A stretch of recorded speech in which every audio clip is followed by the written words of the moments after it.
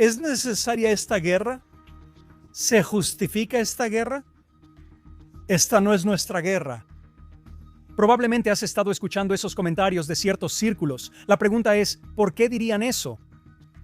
Bueno, la respuesta a eso en realidad se puede encontrar en la Biblia.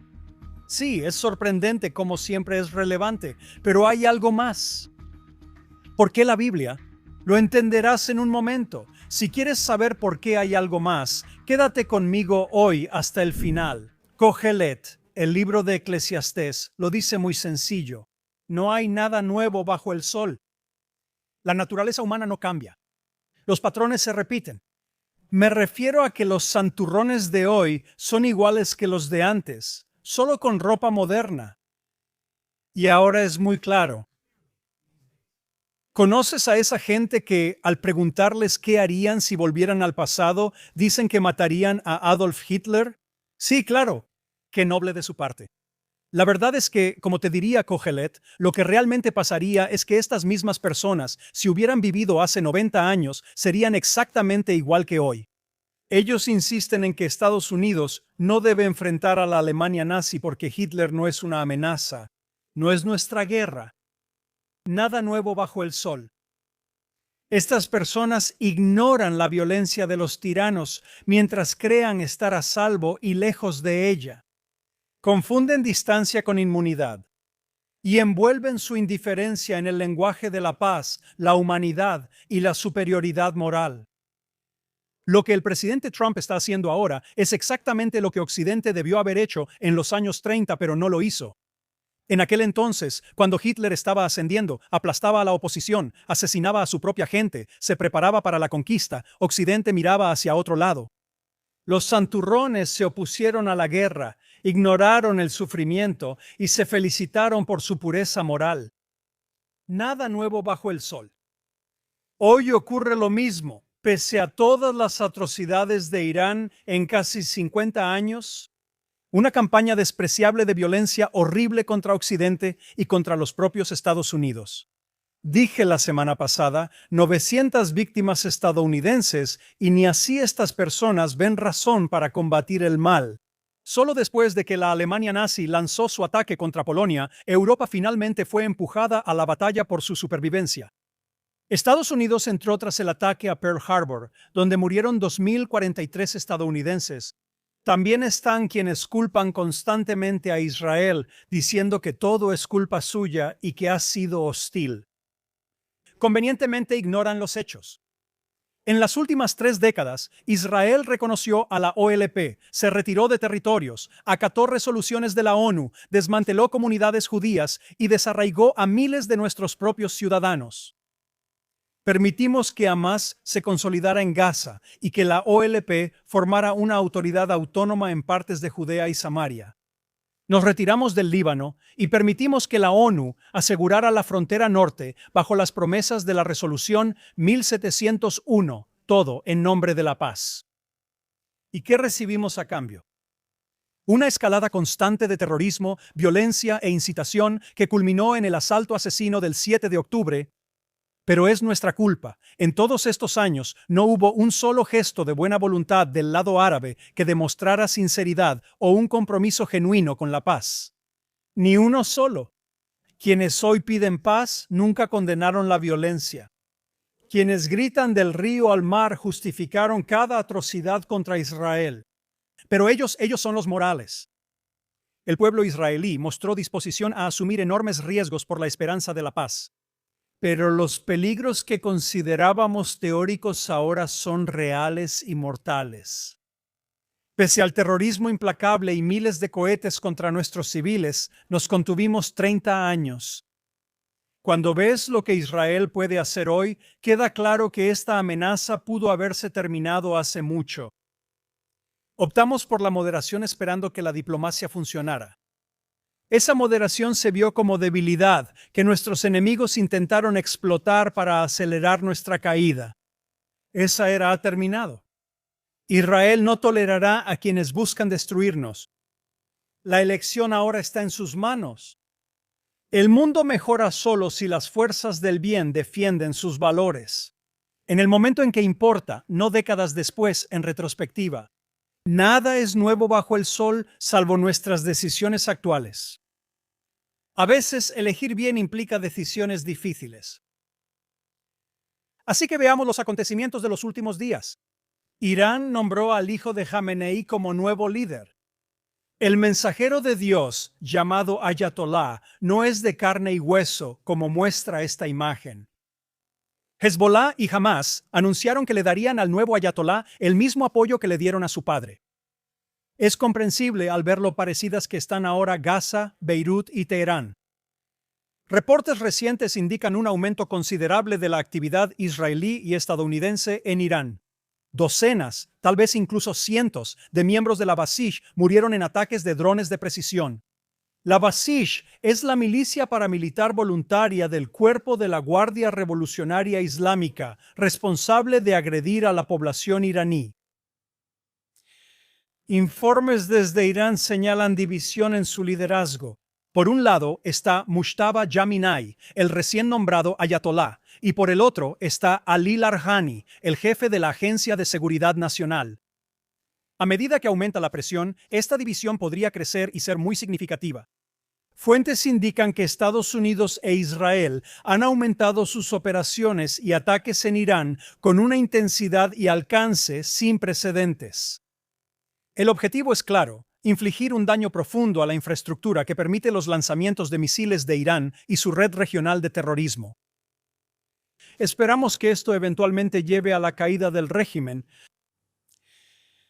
Erdogan, primer ministro de Turquía, pidió moderación a todas las partes. España retiró a su embajador de Israel y la ONU aprobó una resolución árabe que condena la agresión iraní. El suministro mundial de gas se redujo y los precios se dispararon esta semana tras el cierre de la planta de gas de Qatar por daños atribuidos a Irán. Indicios recientes sugieren que Irán y Qatar coordinaron la restricción de energía para presionar a Washington a detener la guerra. Sin Irán no se justifica una base estadounidense en Doha.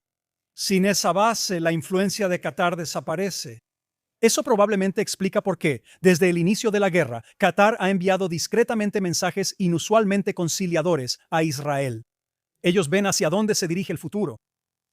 Tucker Carlson hizo comentarios muy profundos sobre estos hechos. Muffin al jugo, muffin los judíos, muffin los judíos, muffin los judíos, muffin los judíos. Megyn Kelly, comentarista más seria, dijo lo siguiente.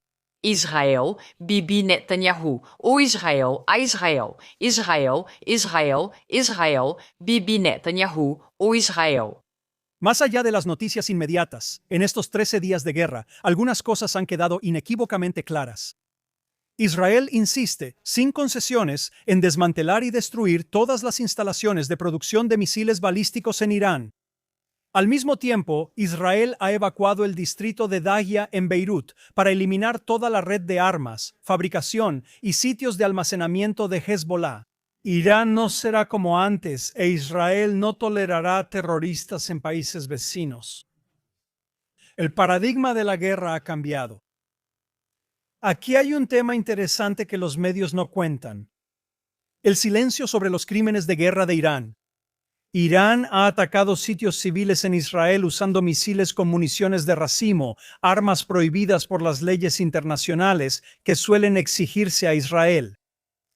Cuando se cometen crímenes de guerra contra Israel, usando armas ilegales y atacando civiles sin objetivos militares, el mundo olvida sus propias reglas.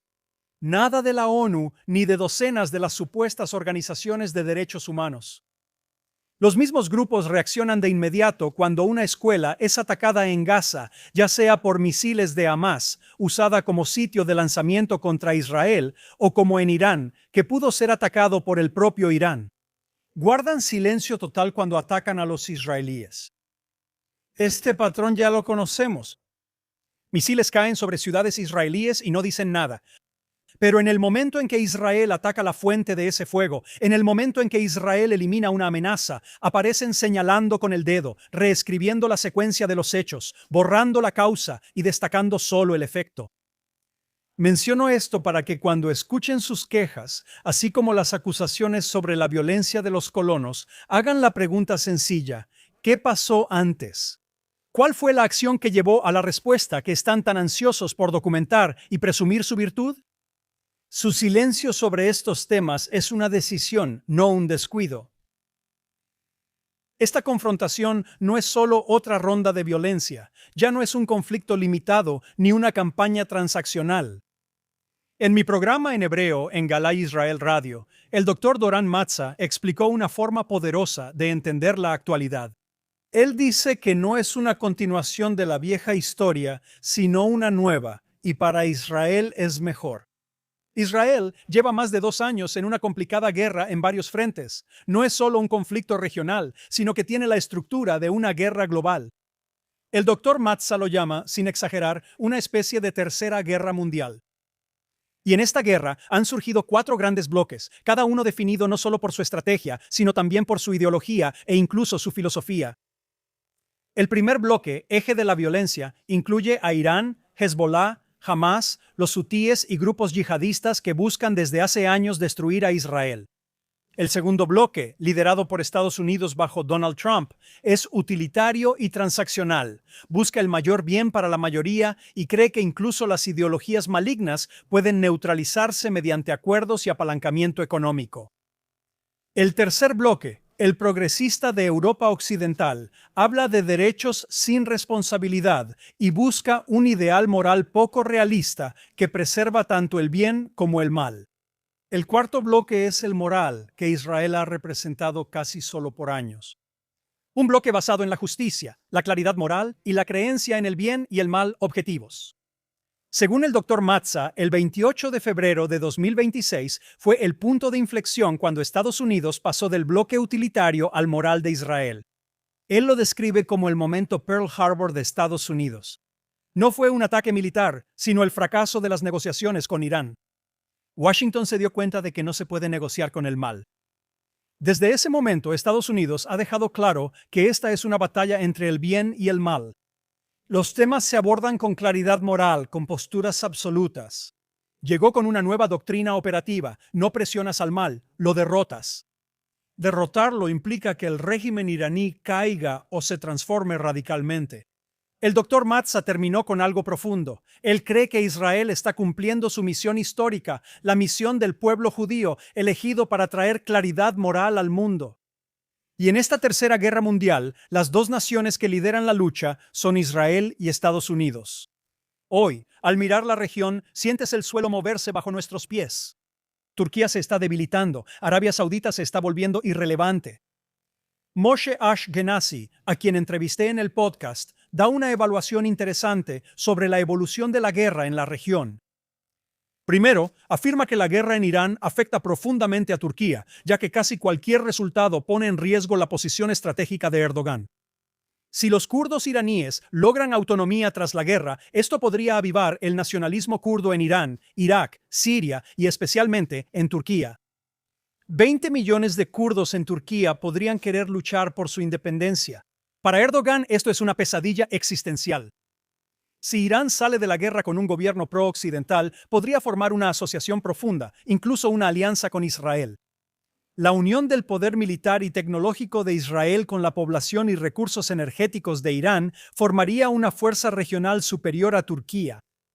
Esta alianza atraería la atención y la inversión global y dejaría a Turquía fuera. También menciona a la India, dependiente por mucho tiempo de energía iraní y rusa, que ahora se ha alineado abiertamente al bloque estadounidense-israelí. Esto termina con el sueño de Turquía de ser el principal corredor comercial de India a Europa. Esa ruta ahora pasará por Israel, no por Turquía. Siendo honesto, ¿confiarías en Turquía si fueras Estados Unidos? Al terminar la lucha, Turquía estará más débil, aislada y marginada. Incluso en Occidente hay grietas. La reciente declaración de Donald Trump sobre el Reino Unido, diciendo que Europa solo se une a guerras ya ganadas, refleja una verdad más amplia. La importancia estratégica de Europa disminuye. España y Francia condenan la acción contra Irán, no por principios, sino porque sus líderes están desconectados de la realidad y ansiosos por distraer de los problemas internos invocando la palabra mágica. ¿Sabes cuál es? Israel. Con Londres y París debilitados, Alemania podría volverse el principal socio de Estados Unidos en Europa, aún sin un rol activo. Esto refleja un problema más profundo, no solo político, sino cultural. El doctor Ido Netanyahu, hermano de quien entrevisté antes, compartió una reflexión poderosa en su programa semanal en Radio Galai Israel. Argumenta que hoy no solo hay debilidad geopolítica, sino una enfermedad civilizacional en Occidente. Una enfermedad que explica la vacilación hacia Irán, la confusión sobre la guerra de Israel y las impactantes celebraciones del 7 de octubre en ciudades occidentales. Recuerden lo que celebraban, dijo él. No solo violencia, sino violaciones, mutilaciones, quemar niños vivos, masacrar jóvenes en un festival y secuestrar ancianos y bebés. Aún así, en Londres, París y Nueva York aplaudieron. No solo árabes o musulmanes, también europeos y estadounidenses nativos. Ido afirma que esta alegría surge de un odio hacia Israel cultivado en Occidente por años. Y el lugar donde ese odio se ha alimentado, donde se le dio forma ideológica y justificación moral, fue la Academia Occidental. De las universidades se extendió a la cultura, el entretenimiento, medios, discurso público, escuelas y parlamentos. La fuente no es solo el antisemitismo ancestral, sino algo moderno, el archivismo moral. La insistencia en que ninguna cultura es mejor o peor que otra. No existe el bien objetivo ni el mal objetivo, todo es relativo. Esa mentalidad hace que digan que un terrorista de Hamas no es terrorista, sino luchador por la libertad. Todo depende de la perspectiva, no hay correcto o incorrecto, todo es relativo. Ido afirma que no hace falta ser filósofo ni religioso para saber que asesinar niños pequeños y a su madre es malvado, sin importar quién lo haga o la justificación. No hace falta un análisis profundo para ver que una cultura que glorifica esos actos es profundamente defectuosa e inferior, y su visión del mundo es una enfermedad. En Occidente moderno, dice él, cualquier acción tomada contra los llamados opresores se considera automáticamente moral. Y todo valor occidental se considera automáticamente corrupto o malvado. Aunque contradiga al relativismo, a los creyentes no les molestan sus contradicciones. El relativismo destruye la idea de patria, ya que las naciones no significan nada para ellos. Si la patria no significa nada, ¿por qué defenderla? ¿Por qué unirse al ejército o luchar por algo? Ido dice que no sorprende que los líderes europeos, al notar que la guerra sigue, no logren reclutar jóvenes para defender sus países. Estos líderes no son la causa, ellos son el reflejo. Reflejan el relativismo de sus sociedades. Y por eso dudan. El valor necesita creencia y esta verdad. Sin verdad no hay convicción. Mientras tanto, los pilotos israelíes y estadounidenses despegan sin dudar, conscientes de la claridad moral de su misión, atacando a un régimen bárbaro, primitivo y malvado hasta la médula. Hoy comenzamos con el libro de Eclesiastés, recordando que no hay nada nuevo bajo el sol. Otra verdad de nuestra tradición es que el mundo cambia cuando las personas lo deciden. Lo que se pensaba imposible se volvió realidad después de la Segunda Guerra Mundial. Japón se convirtió en uno de los aliados más cercanos de Estados Unidos. Alemania se convirtió en un socio del Estado de Israel porque las fuerzas del bien finalmente se levantaron y actuaron. Aquí estamos otra vez, Israel y Estados Unidos unidos en un momento que exige claridad moral y no admite excusas. Un momento que exige valentía. Es momento de enfrentar el mal, no apaciguarlo ni negociar con él. Quiero llevar este episodio de la geopolítica al nivel de las personas que cargan con este momento, los israelíes. Así es como se ve la vida para nosotros en este momento, como en este video. Nuestros hijos listos en casa para correr a un cuarto seguro en segundos. Esto no es nuevo, solo es la siguiente generación. Tenía 12 años cuando fuimos a los refugios en la guerra de 1973. En 1982 fui paracaidista en la guerra contra la OLP en Líbano. En 1991 en la guerra del Golfo usamos máscaras antigas en cuartos sellados y refugios. En los 90 enfrentamos oleadas de terror en todo el país pese a los acuerdos de paz de Oslo. En 2003 otra guerra en Irak.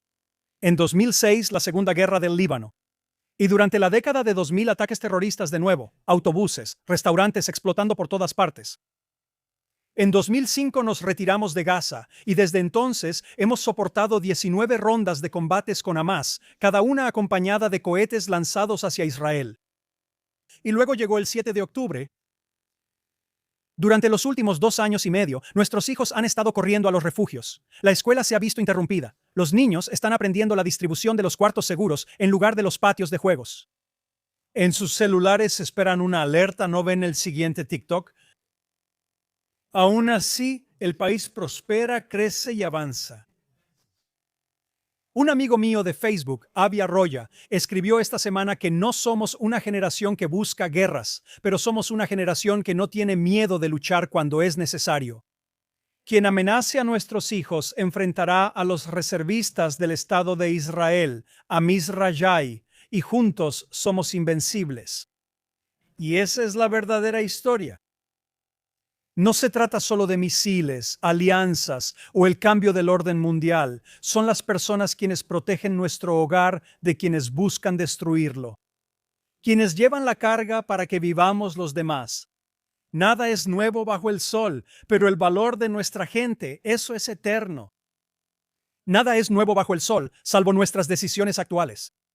Y si elegimos correctamente, el mundo que surja de esta guerra será mejor que el que existía antes. A diferencia de nuestros antepasados, aquí no somos extraños en tierra ajena, estamos en casa, en nuestro país, en nuestra patria. Am Yisrael.